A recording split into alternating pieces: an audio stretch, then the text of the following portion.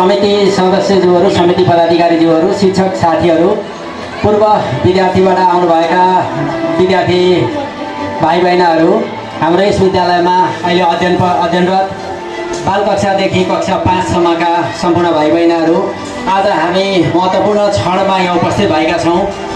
हाम्रो यस श्री लक्ष्मी माध्यमिक विद्यालय हल्दीबारी 3 का लागि हाम्रा यस विद्यालयबाट विभिन्न समयमा विभिन्न तहहरू पार गरेर जानुभएका पूर्व विद्यार्थीहरूबाट श्री लक्ष्मी माध्यमिक विद्यालय हल्दीबारी 3 लाई माया गरेर यो वर्ष अगाडिका वर्षहरूमा दिँदै आएको योगदानभन्दा यो वर्ष साह्रै महत्त्वपूर्ण योगदान पूर्व विद्यार्थीबाट पुर्याएको हामीले महसुस गरेका छौँ। साँच्चै भन्यो भने 2082-83 को सुरुवात भनेकै 2082 भरि र 83 भनेको पूर्व विद्यार्थीहरूले लक्ष्मी माविलाई माया गरेको वर्षका रूपमा हामीले हेरेका छौँ।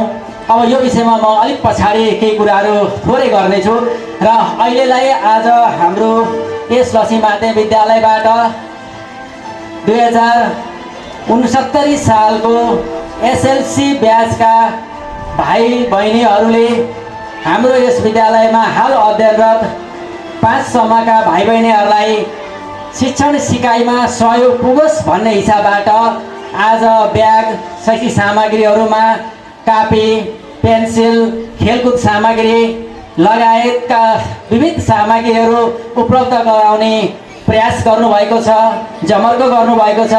विद्यालयको तर्फबाट उहाँहरूलाई धेरै धेरै धन्यवाद दिँदै यस्ता सकारात्मक कार्यहरूमा सधैँ मन लागिरहोस् भन्ने कामनाका साथ हाम्रा अहिले अध्ययनरत भाइ बहिनीहरू भोलि हाम्रो विद्यालयबाट पढेर यस्तै गरी पास आउट भएर गएको अवस्थामा यो कुराले निरन्तरता यस विद्यालयमा पाइरहोस् भन्ने कामना गर्दै आजको यो कार्यक्रमलाई म औपचारिक रूपमा अगाडि बढाउने क्रममा आज हाम्रो यो शैक्षिक सामग्री वितरण कार्यक्रमको सभा अध्यक्ष गरिदिनु हुन म विद्यालय व्यवस्थापन समितिका अध्यक्ष विष्णुमाया तामाङज्यूलाई म हार्दिक अनुरोध गर्दैछु।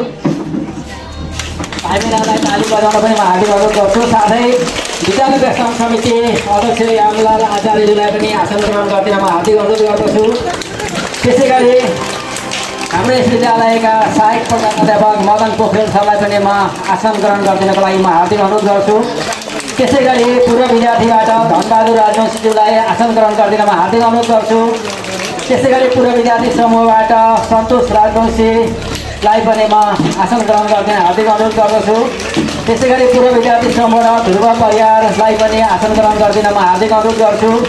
त्यसै गरी पूर्व विद्यार्थीबाट सरोज पोखरेलज्यूलाई पनि आसन ग्रहण गरिदिनको लागि म हार्दिक अनुरोध गर्दछु र सम्पूर्ण शिक्षक साथीहरूलाई आफ्नो आफ्नो स्थानमा आसन ग्रहण गरेर आजको हाम्रो शैक्षिक वितरण कार्यक्रमलाई सहयोग पुर्याइदिनको लागि म हार्दिक अनुरोध गर्दछु।